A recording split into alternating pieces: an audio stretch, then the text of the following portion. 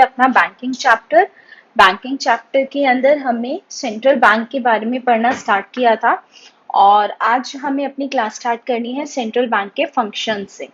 ठीक है, तो सबसे पहला फंक्शन जो सेंट्रल बैंक का होता है that is bank of issuing notes. ठीक है, बैंक ऑफ इशूइंग नोट्स यानी हमारा जो सेंट्रल बैंक है रिजर्व बैंक ऑफ इंडिया वो नोट्स इशू करता है। नोट्स कौन से बेटा? जो आप लोगों के पर्स में देखे जाते हैं। अब बच्चा उसकी भी दो तरीके की कैटेगरी है।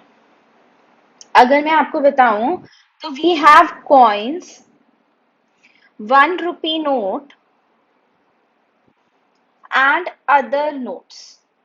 ठीक है, अदर नोट्स में क्या क्या आ जाएगा बेटा? 2 रुपए का नोट, 5 रुपए का नोट, 10 रुपए का नोट, 20 रुपए का नोट, 50 का, 100 का, 200 का, 500 का और 2000 का। ठीक है जी, तो ये बेसिकली हमारे जो अदर नोट्स हैं। तो हमने इनको 3 कैटेगरी में बांटा। जो भी हमारी करेंसी है या नोट्स हैं उनको हमने coin, 1 rupee note and other notes. तो बेटा कॉइन और 1 रुपी नोट जो होते हैं ये बेसिकली गवर्नमेंट ऑफ इंडिया बनाता है। कौन प्रोड्यूस करता है? Government of India. And these are my currency. ठीक है, लेकिन इसके अलावा जो नोट होते हैं those are promissory note. Promissory note, हाँ बेटा आप लोगों ने 11th क्लास के अंदर पढ़ा था, जिसके अंदर जो साइन करता है वो प्रॉमिस करेगा कि मैं आपको इतने रुपए दूंगा। यानी वो रुपए नहीं होते, वो नोट होता है। कौन सा नोट? Promissory note. जो बेसिकली कौन इशू करता है बेटा? हमारे कंट्री में रिजर्व बैंक ऑफ इंडिया। अगर आप देखेंगे, एक सेकेंड मैं आपको दिखाती हूँ नोट हमारे किस तरीके से होते हैं। ठीक है, कि उसे प्रोमिसरी नोट क्यों कहा जाता है।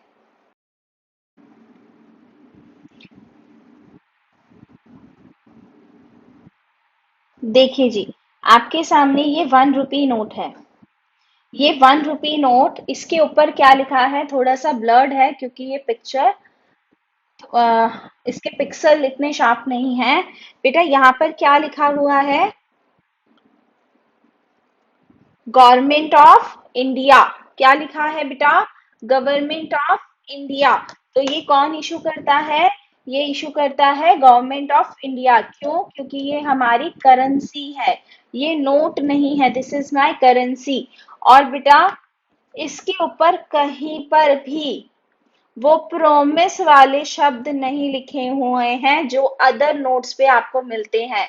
अदर नोट्स कौन से हैं? मैंने आपको बताया, 2 5 10 20 50 100 200 500 और 2000। और उन पर हमें क्या देखने को मिलता है बेटा? देखिए ध्यान से, this is also blurred. 1 minute रुकेंगे, मैं एक अच्छी पिक्चर आपके।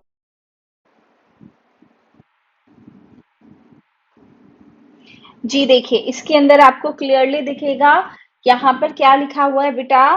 पढ़ेंगे। मैं धारक को 2000 रुपए अदा करने का वचन देता हूँ। और इसको साइन किसने किया है बेटा? गवर्नर ने साइन किया है। रिजर्व बैंक ऑफ इंडिया के गवर्नर ने साइन किया है। यानी गवर्नर ने क्या प्रॉमिस किया है कि जिस भी बंदे के पास ये पीस ऑफ पेपर होगा मैं उसको 2000 रुपए दूंगा। क्या ये 2000 रुपए नहीं है? नहीं बेटा, ये 2000 रुपए नहीं है। This is not my currency. अब क्वेश्चन आता है कि दीदी अगर मैं ये 2000 रुपए लेकर गवर्नर के पास चला जाऊंगा तो गवर्नर मुझे क्या देगा? क्योंकि 2000 रुपए देने का उसने वचन दिया है, तो बेटा वो आपको 2000 के कॉइन या 1 रुपी के नोट देगा, विच इज माई करेंसी। और वो करेंसी इशू कौन करता है? Government of India. ठीक है, अब एक क्वेश्चन और आता है कि भाई मैं रिजर्व बैंक ऑफ इंडिया के एक प्रोमिसरी नोट जो सिर्फ एक पीस ऑफ पेपर है उस पर कितना इतना विश्वास करके उसको संभाल कर रखता हूँ। ठीक है। क्यों भाई, मैं क्यों विश्वास करूं रिजर्व बैंक ऑफ इंडिया पर? ऐसी ऑर्गेनाइजेशन तो आती है, ऐसी ऑर्गेनाइजेशन तो चली जाती हैं। तो बेटा इसलिए विश्वास करते हैं क्योंकि रिजर्व जो हमारे नोट्स होते हैं, with these notes are guaranteed by central government.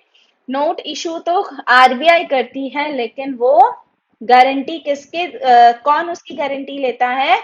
Central government. यानी आरबीआई का गवर्नर अगर आपको पैसे देने से मना करेगा तो आपको सेंट्रल गवर्नमेंट पैसे देगी।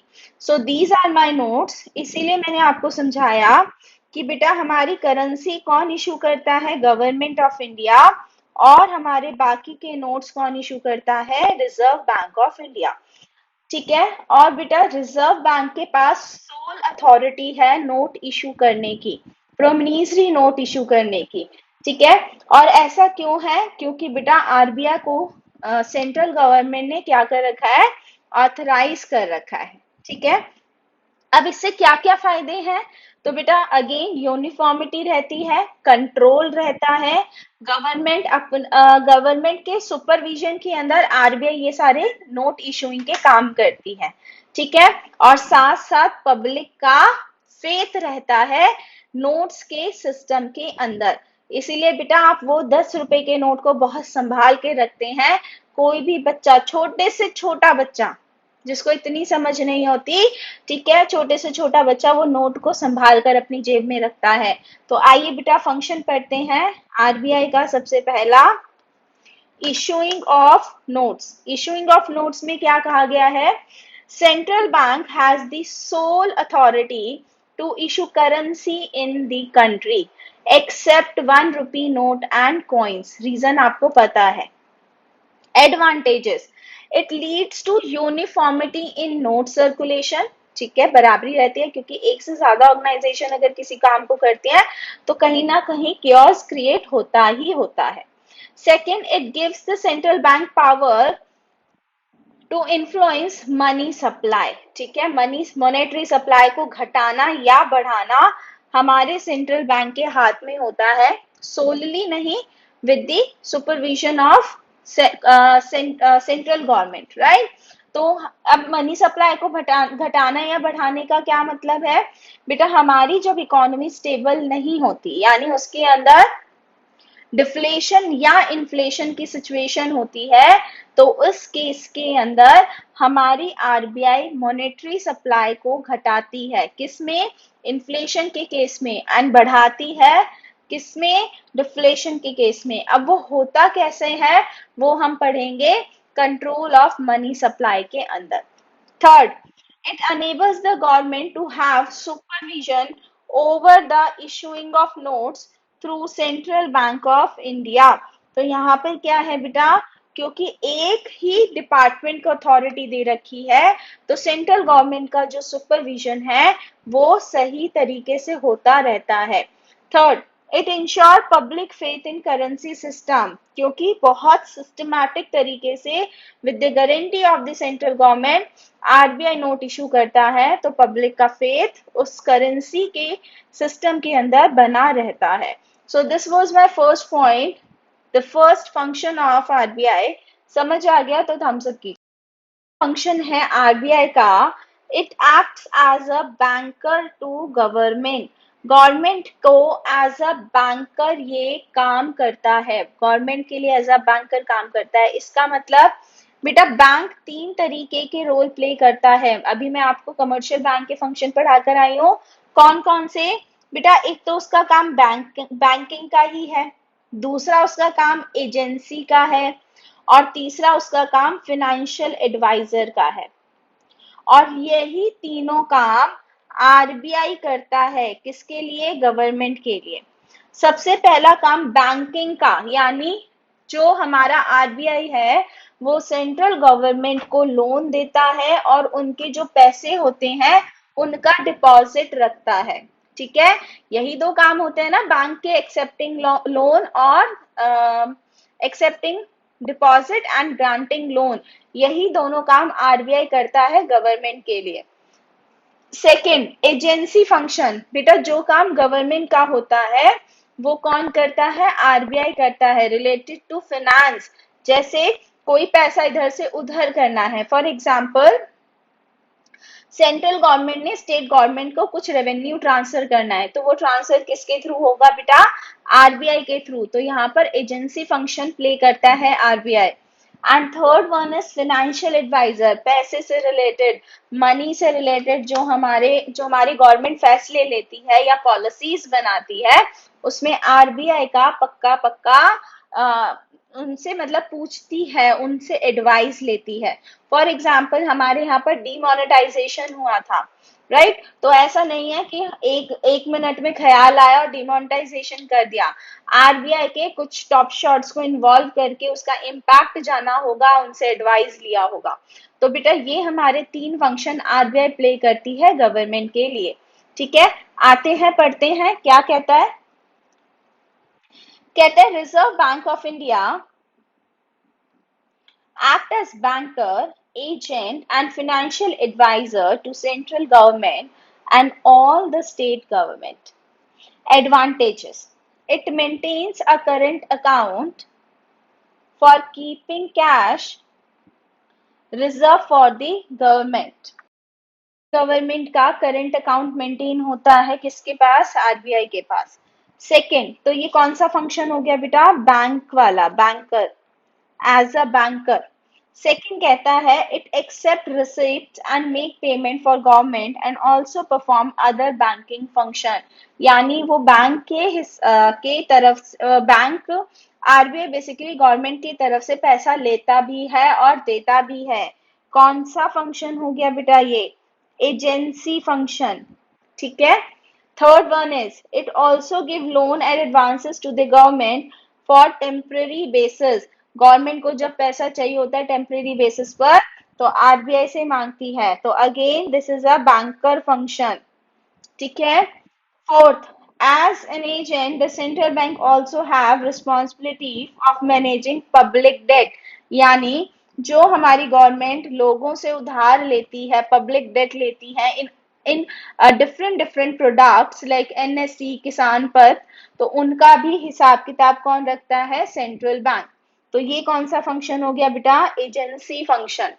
Last is as a financial advisor, the central bank advises the government from time to time on economic matters.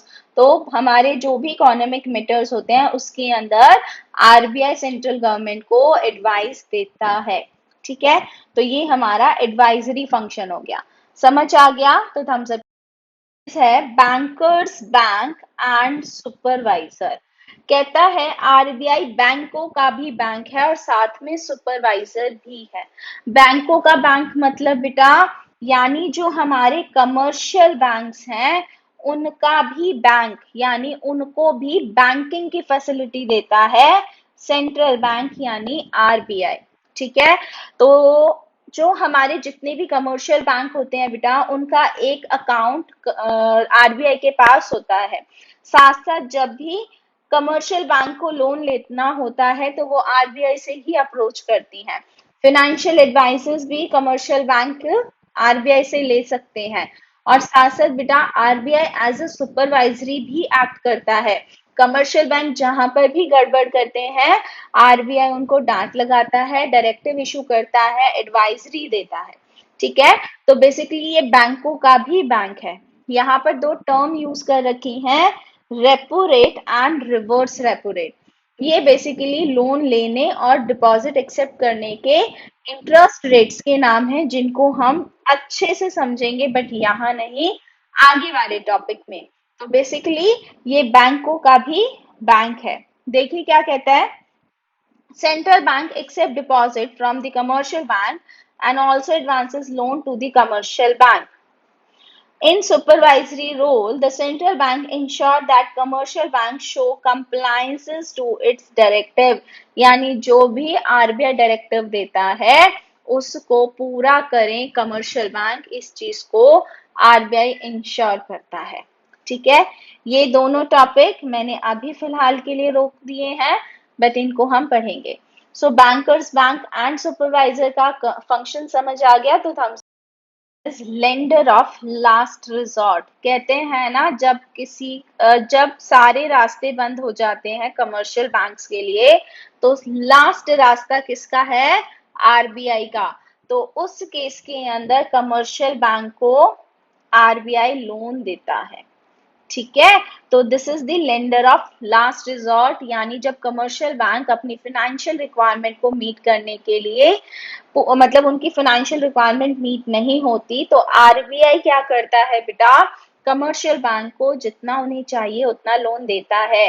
जैसे अगर आपने अभी देखा होगा पीएनबी बैंक के साथ हुआ था, एक अफवाह फैली थी, यस बैंक के साथ भी हुआ, यस था नहीं था आई डोंट नो, अभी पीएनबी था आई थिंक। ठीक है, आई डोंट नो एग्जैक्टली। तो उस केस के अंदर क्या हो रहा था कि एक अफवाह फैली थी कि ये पर्टिकुलर बैंक डूबने वाला है। ठीक है, तो आरबीआई ने आकर सपोर्ट किया था उनको कि नहीं नहीं, हम बैठे हैं, किसी का पैसा नहीं डूबेगा, आप आराम से रहिए, कोई दिक्कत नहीं है। तो यहाँ पर बेसिकली जब अगर उस पर्टिकुलर बैंक को पैसे की जरूरत होगी, तो वो किससे जाकर मांग सकता है? आरबीआई के पास जाकर पैसे ले सकता है। That is why RBI is known as lender of last resort. पढ़ते हैं, देखते हैं क्या लिखा है।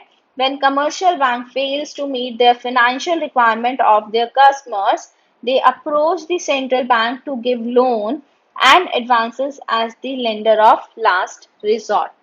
समझ आ गया? तो बात करते हैं अपने नेक्स्ट पॉइंट की, that is custodian of foreign exchange. बेटा हमारे यहाँ पर जितना भी फॉरेन एक्सचेंज के अंदर डीलिंग होती है, यानी इंडिया के अलावा जितनी भी करेंसी है, डॉलर है, येन है, यूरो है, पाउंड है, इन सब की जो डीलिंग होती है बेटा, वो हमारी आरबीआई के थ्रू होती है। यानी जो फॉरेन एक्सचेंज का हमारा रिजर्व है या डीलिंग है, उसकी कस्टडी कौन रखता है? उसकी कस्टडी बेटा आरबीआई के पास होती है। यानी आरबीआई उसके ऊपर चेक रखता है कि कितना पैसा हमारे पास आ रहा है, कितना जा रहा है और कितना बच गया। So RBI is the custodian of the foreign exchange. देखिए क्या कहता है, central bank is the custodian of Nations foreign exchange reserve. Custodian का मतलब वो रख रखाव करता है, उसकी कस्टडी है। It also exercised managed floating to ensure stability in exchange rate in international money market. Now, what is this managed floating? बेटा हमारे यहाँ पर जो फॉरेक्स का जो प्राइस है, ये हम वैसे आगे डिटेल में पढ़ेंगे फॉरेक्स वाले चैप्टर के अंदर, फॉरेन एक्सचेंज वाले चैप्टर में। लेकिन बेटा यहाँ आपको थोड़ा सा इंट्रो दे देती हूँ कि हमारे यहाँ पर जो भी फॉरेक्स के प्राइसेस हैं वो डेली बेसिस पर चेंज होते हैं। जैसे अगर $1 आज 70 रुपीज का है, तो जरूरी नहीं है कि वो $1 कल भी 70 का होगा, वो 65 भी हो सकता है, 80 भी हो सकता है। किस लिए ये रेट चेंज होते हैं? क्योंकि बेटा हमारे यहाँ पर जो फॉरेन एक्सचेंज के रेट होते हैं वो बेसिकली डिमांड और सप्लाई ऑफ करेंसी पर डिपेंड करते हैं। ठीक है, लेकिन कई बार क्या होता है बेटा, अगर मान लीजिए हमारे जो प्राइजेस हैं, ठीक है, हमारे जो इंडियन रुपी के प्राइसेस हैं वो बहुत ज्यादा फ्लक्चुएट हो रहे हैं और उसकी वजह से हमारी इकोनॉमी डाउन हो रही है, तो उस केस के अंदर एक तरीका होता है जिसको मैनेज फ्लोटिंग कहते हैं, जहां पर आरबीआई अपने रेट को कई बार चेंज कर देता है। ठीक है, वैसे इंटरनेशनल मार्केट में ऐसा करना अलाउड नहीं है, बट फिर भी वो किसी तरीके से उसको चेंज करता है सो दैट जो सिचुएशन हमारे पास अनफेवरेबल है वो फेवरेबल हो जाए। ठीक है, तो इसलिए बेटा कभी कभार वो मैनेज फ्लोटिंग के राइट को एक्सरसाइज कर सकता है। इसकी डिटेल हम फॉरेक्स वाले चैप्टर में पढ़ेंगे, तो वहां ज्यादा अच्छे से समझेंगे। समझ आ गया? तो topic is next function of RBI is control of credit. Control of credit का मतलब बेटा हमारी इकोनॉमी के अंदर जो मॉनेटरी सप्लाई है, मॉनेटरी सप्लाई को कंट्रोल करना। ठीक है, यानी अगर हमारे यहाँ पर इन्फ्लेशन है, आपको भी पता है कि हमारी जो इकोनॉमी है वो दो तरीके से अनस्टेबल होती है, या तो इन्फ्लेशन है या डिफ्लेशन है। ठीक है। इन्फ्लेशन होने का मतलब क्या है कि लोगों के पास, लोगों के हाथ में बहुत ज्यादा पैसा है, यानी फ्लो ऑफ मनी बहुत ज्यादा है। तो इस केस के अंदर सेंट्रल बैंक क्या करती है, उस फ्लो को कम करने की कोशिश करती है। अब कैसे कम करती है, तो there are many measures like qualitative and quantitative which is our next topic. तो उसके अंदर आपको बताया जाएगा कि कैसे कैसे मेजर्स होते हैं। तो इस केस के अंदर उन मेजर्स को यूज करते हुए आरबीआई इस मॉनेटरी फ्लो को कम करने की कोशिश करती है ताकि ये बैक टू स्टेबिलिटी आ जाए। ठीक है। और बेटा डिफ्लेशन के केस के अंदर हमारे जो इकोनॉमी है उसके अंदर मनी सप्लाई बहुत कम होता है। तो हमारी आरबीआई कोशिश करती है इस मनी सप्लाई को बढ़ाने के लिए, ताकि अगेन डिफ्लेशन से हम कहाँ शिफ्ट हो जाएं, स्टेबिलिटी की तरफ। So this control of credit is an important function of the RBI to balance the economy और to maintain the stability of economy. देखिए ध्यान से, the principal function of central bank is to control the supply of money in the economy. The central bank need to control the supply of money to cope up with the inflation and deflation in the economy. Qualitative and quantitative method are used to control the supply in economy, जो हमारा next topic है। देखिए, monetary policy, qualitative instrument and the quantitative instrument, बहुत अच्छे topic हैं, अच्छा लगता है इनको पढ़कर। चलिए जी जल्दी से बताइए, कंट्रोल ऑफ क्रेडिट अगर आपको समझ आ गया तो हम फंक्शन के बारे में बात करते हैं। And the confusing one for बच्चा लोग, तो वो है हमारा क्लियरिंग हाउस फंक्शन। बट बच्चा 2 मिनट रहकर इसका मतलब समझेंगे, उसके बाद हम इसको रीड करेंगे। क्लियरिंग हाउस फंक्शन क्या है बेटा, पहले क्या होता था, आप एक छोटा सा एग्जांपल लीजिए। मान लीजिए एक बैंक है एचडीएफसी बैंक, दूसरा बैंक है आईसीआईसीआई बैंक। ठीक है। एक बंदे का खाता है, मिस्टर ए का जो अकाउंट है, ठीक है, वो किस में है, एचडीएफसी में। और मिस्टर बी का जो अकाउंट है वो किस में है, वो आईसीआईसीआई बैंक में है। अब हुआ क्या, मिस्टर ए ने एक चेक काटा मिस्टर बी के नाम। ठीक है, मिस्टर ए ने एक चेक काटा मिस्टर बी के नाम 10,000 रुपए का। राइट। मिस्टर बी ने क्या किया होगा, बी ने इस चेक को अपने अकाउंट में जमा कर दिया होगा। ठीक है। जैसे ही बी ने इस चेक को अकाउंट में जमा किया होगा, तो इसका मतलब पता है क्या है, आईसीआईसीआई बैंक एचडीएफसी बैंक को कहेगा कि लाओ भाई 10,000 रुपए और मेरे अकाउंट में उसको ट्रांसफर कर दो, ताकि मैं अपने क्लाइंट के अकाउंट में उसको दे सकूं। समझ आया बात, यहाँ पर ए के अकाउंट से पैसा आना है बी के पास। तो जैसे ही आईसीआईसीआई बैंक को चेक मिला, तो आईसीआईसीआई बैंक ने एक इंटीमेशन भेजा होगा एचडीएफसी बैंक के पास कि मेरे पास आपका एक चेक आया है, लाओ मेरे 10,000 रुपए। ऐसी और भी ट्रांजेक्शन होती होंगी। ठीक है। मान लीजिए अब हुआ क्या होगा, मिस्टर बी ने मिस्टर ए को एक चेक दिया 8,000 रुपए का। मिस्टर ए ने कहा जमा कराया होगा बेटा, एचडीएफसी बैंक में। अब एचडीएफसी बैंक ने किसको कॉल किया होगा, आईसीआईसीआई बैंक को, कि लाओ भाई मेरे 8,000 रुपए। ठीक है। अब मैं बाकी ट्रांजेक्शन्स तो हटा रही हूँ, मैं सिर्फ 2 ट्रांजेक्शन यहाँ पर लेकर चल रही हूँ। एक केस वो है जहां एचडीएफसी बैंक को 10,000 रुपए देने हैं आईसीआईसीआई को, और आईसीआईसीआई बैंक को देने हैं 8,000 रुपए एचडीएफसी बैंक को। ठीक है, ऐसे लेन देन हर बैंक का चलता रहता है, बिल्कुल। अब बच्चा यहाँ पर 2 ऑप्शन है। ऑप्शन नंबर 1 कि एचडीएफसी 10,000 रुपए आईसीआईसीआई को दे और फिर आईसीआईसीआई 8,000 रुपए एचडीएफसी को दे। तो बेटा इस केस के अंदर 18,000 रुपए की जरूरत पड़ी। क्यों, क्योंकि ट्रांसफर करने में 2 अमाउंट यूज हुए हैं। एचडीएफसी ने भेजा आईसीआईसीआई को, और आईसीआईसीआई ने भेजा 8,000 रुपए एचडीएफसी को, 18,000 रुपए यूज हुए हैं। लेकिन बेटा इसका ऑप्शन नंबर 2 क्या है कि हम इन दोनों अकाउंट को स्क्वायर अप कर दें, अमाउंट को स्क्वायर अप कर दें, और अल्टीमेटली एचडीएफसी सिर्फ 2,000 रुपए दे दे, जो भी बैलेंस है 2000 कैसे 10,000 माइनस 8,000 आईसीआईसीआई को। तो उस केस के अंदर क्या हुआ बेटा, मोनेटरी जो हमारा मनी फंस गया था वो ज्यादा हमारा मतलब कहते हैं ना वो बिग अमाउंट हमें नहीं चाहिए, अल्टीमेटली 2000 के अंदर आपस में सेटलमेंट हो गई। तो I think option number second is better, लेकिन ऑप्शन नंबर सेकंड करने के लिए वी नीड अ इंटरमीडिएटरी जो इस चीज को देखेगा, क्योंकि बेटा दो चेक तो होते नहीं है, लाखों करोड़ों चेक होते हैं। तो बेटा उन केसेस के अंदर कौन इंटरमीडिएटरी बनेगा जो हिसाब किताब रखेगा कि किस बैंक को किससे कितना लेना है और किस बैंक को किससे कितना देना है, और वो हिसाब रखता है बेटा आरबीआई।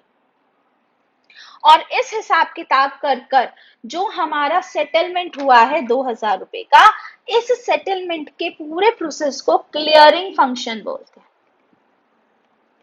ठीक है, क्लियरिंग फंक्शन। बेटा पहले जब हमारे बैंक्स सीबीएस नहीं होते थे, यानी जो इलेक्ट्रॉनिकली उनकी ट्रांसफर्स नहीं होते थे, तो बेटा यहाँ पर प्रॉपर पूरे दिन के अंदर जितने चेक होते थे हर बैंक आरबीआई की ब्रांच में, मतलब हर एक एरिया के अंदर क्लियरिंग ब्रांच होती थी बेटा, वहां पहुंचाता था, वहां सारी चीजों की कैलकुलेशन होती थी और फिर अल्टीमेटली क्या होता था, जो भी बैलेंस होता था वो एक बैंक दूसरे बैंक को पेमेंट कर देता था। बट अब तो सारा क्लिक के ऊपर है, और बेटा जो जितने भी हमारे बैंक हैं उन सब का खाता आरबीआई के पास होता है। तो आरबीआई क्या करता है, एक क्लिक करता है और ये जो हमारी ट्रांजेक्शन है इसको खत्म कर देता है, सेटल कर देता है, and this is called clearing house function of RBI. अब पढ़ते हैं, फिर आपको डाउट होगा तो आप पूछिएगा।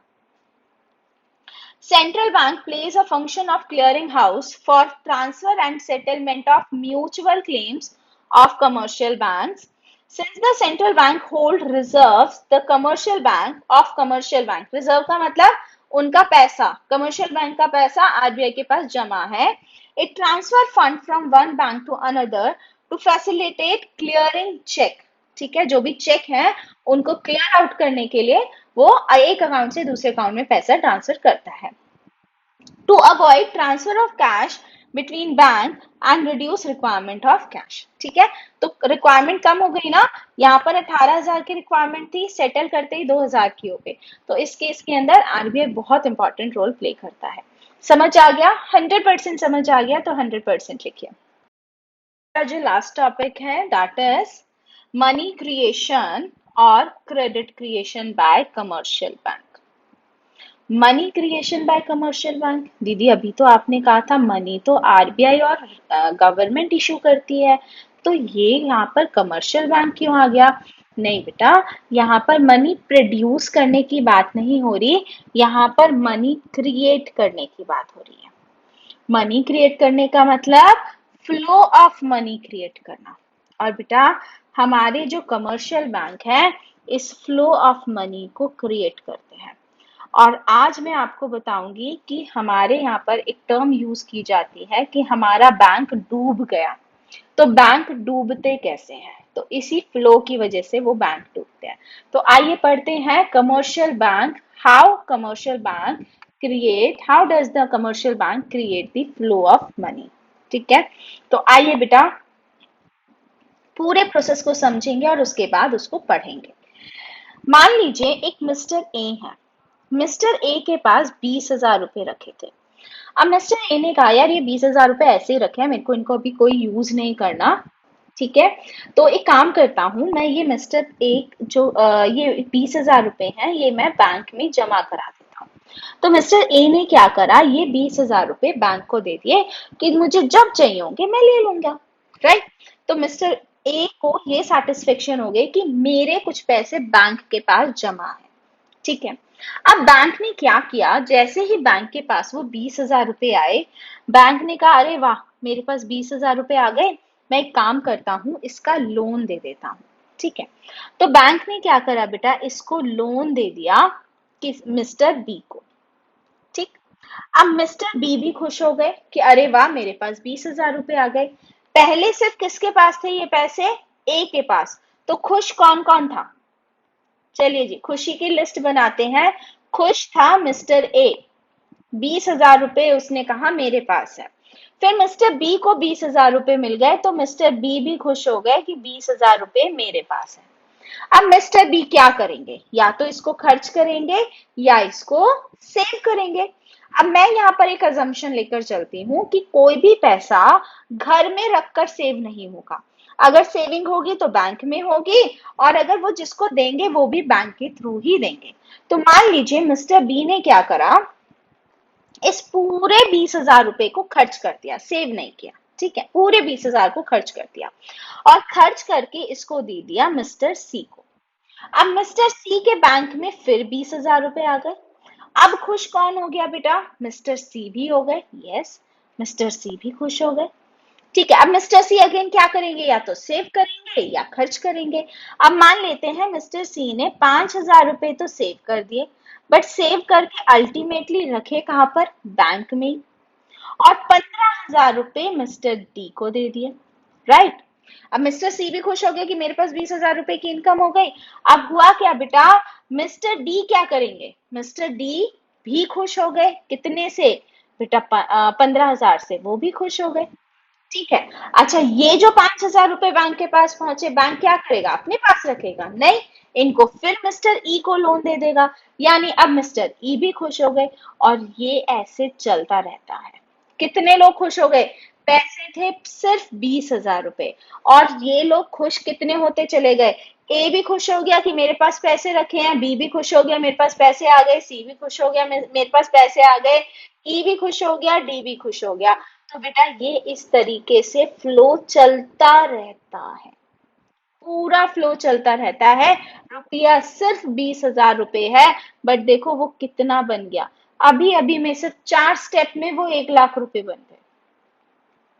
और बेटा ये इन्फिनिटी तक जाते हैं। ठीक है। अब बैंक डूबते कैसे हैं, मान लो ए ने कहा, ठीक है, कि लाओ भाई मेरे पैसे मैं लेकर जा रहा हूं। क्या बैंक के पास पैसा रखा है, बैंक ने तो उधार दे रखा है ना उधार। तो बेटा इस वजह से बैंक डूबते हैं, क्योंकि क्या पता जो पैसा डिपॉजिटर मांगने आया हो वो बैंक के पास हो ही ना, वो आगे लोन के लिए हो। अब आप कहोगे दीदी जिसको लोन दिया उससे वापस ले लो। बेटा उससे कैसे वापस ले सकते हैं, अगर मैंने किसी को 5 साल के लिए लोन दिया है तो पैसे तो 5 साल के बाद ही आएंगे, पहले कैसे आ जाएंगे। अब ए यहाँ से शोर मचा रहे हैं मेरे पैसे दो मेरे पैसे दो, ई से वो पैसे ले नहीं सकते हैं। तो इस तरीके से बैंक डूबते हैं, क्योंकि बैंक क्या करते हैं, 1 रुपए को मल्टीप्लाई करते करते करते करते 100 रुपए की एक हवा बना देते हैं। ठीक है। तो इसीलिए बेटा कभी भी ये मत समझना कि अगर आप अपने बैंक में 10 लाख रुपए जमा कर कर आए हो तो वो 10 लाख रुपए आपके बैंक में ही पड़े हैं। वो 10 लाख रुपए किसी और के यहाँ चले गए, उनको यूज कोई और कर रहा है, and that is how bank creates the money. ठीक है, दिस वाज द टॉपिक। अगर इसमें कोई डाउट है तो पूछिए, नहीं तो मैं रीडिंग कराना स्टार्ट करती हूँ।